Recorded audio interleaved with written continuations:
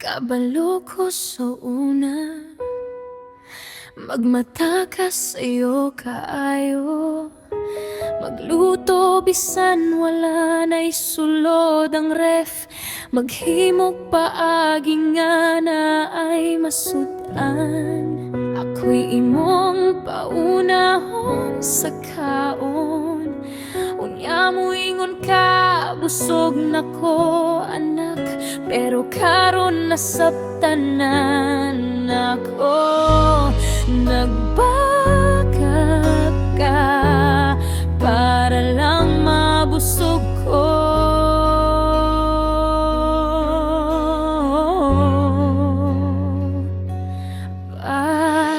Imong kamot nga gahi og samad, murag kahoy nga giigo sa bagyo. Pero wala gyud na bali, bisan sakit na imong likod.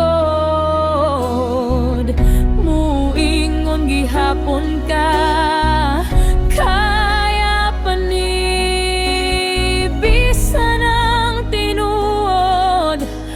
Kapoy nakaayo ka. Maog ba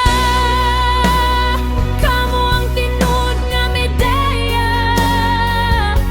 Dili kining bulawan nga gipitay sa akong liyog, kundi ang inyong singot nga nahimong akong puso.